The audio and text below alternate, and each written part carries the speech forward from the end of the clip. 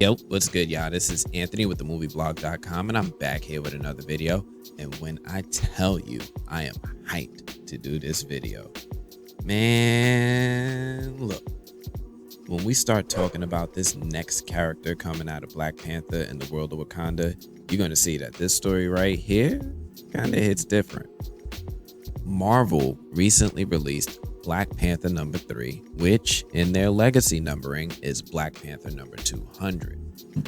This anniversary issue has a main story, which is pretty cool in itself, with T'Challa being attacked by assassins and reuniting with Storm. But the 10-page backup story is where I want to focus. This story opens up by explaining the way that the world at large sees Wakanda, with our narrator calling it an afro-futuristic wonderland. And that totally makes sense.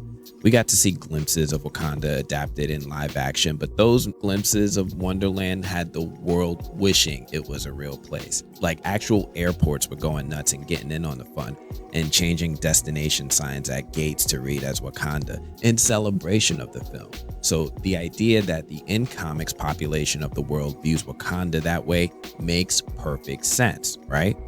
Who wouldn't look at Wakanda and see exactly that, an afro-futuristic wonderland? But then the story takes us in closer, and it gives us a rare glimpse of Wakanda's society and the views of its citizens. Wakanda in the comics is a lot like Wakanda in the movies, in that they're mostly an isolated country due to their nation's wealth. Something I've never seen expressed but makes total sense is that some of the people of Wakanda feel that they're superior to other nations.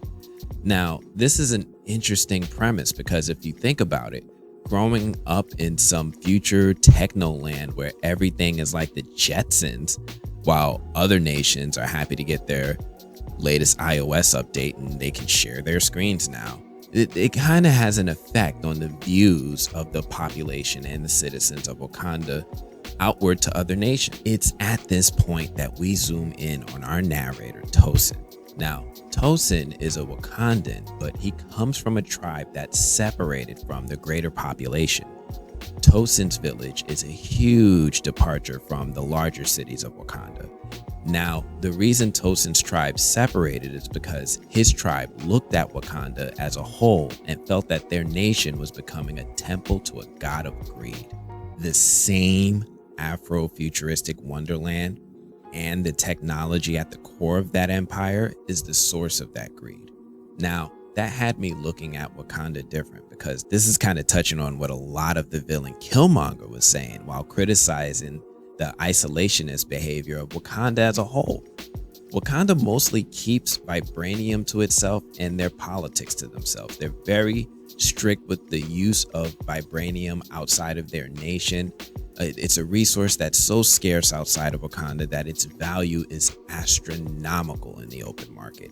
And it's the source of Wakanda's global wealth. It's fueling their overall greed and their views of superiority that we talked about earlier. But Tosin talks about how his tribe's views are different than Killmonger's views too. His tribe views men like T'Challa and Killmonger as men that were both misguided. He talks about how T'Challa and Killmonger want to use vibranium to impose their will and to get what they want. Tosin's tribe broke away from the greater Wakanda and resettled in an area that's referred to as a mute zone. Now, I've seen maps of Wakanda before, and I don't remember there being a mute zone, so my guess is that these are settlements that are off-grid. These off-grid Wakandans grew up with what's described as a much simpler life without the afro-futuristic technology that Wakanda is known for. In fact, if I had to compare it, it's like Wakanda was New York. T'Challa in the Golden City is Manhattan. That's where they live. And where Tosin grew up in the mute zone is more like the Bronx. And they act like it too, because Tosin tells us that his tribe tends to mind their business. Like when the crazy events or attacks occur, some of you guys know exactly what I mean, because Wakanda is a land that's been attacked fairly often from outside factions who want to access that resource. Rather than get involved, Tosin's tribe mostly just watched the fighting happen and chose not to pick sides. Tosin's tribe had a very different relationship with vibranium. his tribe found a way to refine the metal in different ways, and at some point they would use the metal to cover their tribe in what looked like ritualistic tattoos. The interesting thing is that for some, the vibranium that was tattooed onto their skin would grant them superhuman abilities like super strength. Now, we also learn a little bit more about the personality of Tosin himself in this story when we learn that the tribe feels that the other Wakandans are irredeemable.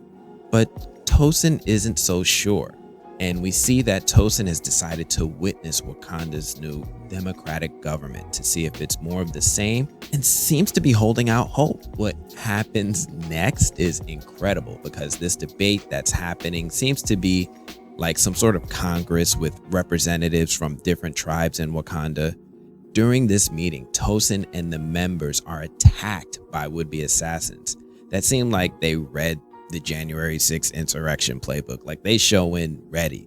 But before these assassins can do damage, Tosin, fully tatted up and glowing, speeds into the room, knocking down some of these attackers, revealing himself and his abilities to everyone, and just says, "I am Tosin, and I fight for the one true Wakanda."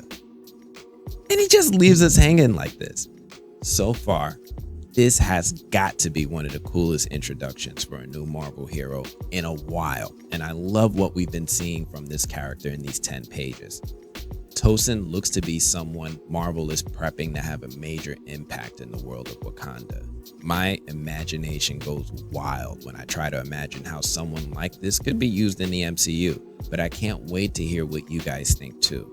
And don't just let me know what you think about Tosin. I want to know what you guys think about this cool new way that they're using vibranium. It's how they're giving the people of the Bronx their superpowers. Anyway, if you like this character breakdown in this video, do me a favor, hit that like button. And if you're new here and you want to see more, make sure you subscribe. That's all I have for now. I'm gonna check you guys later. Peace.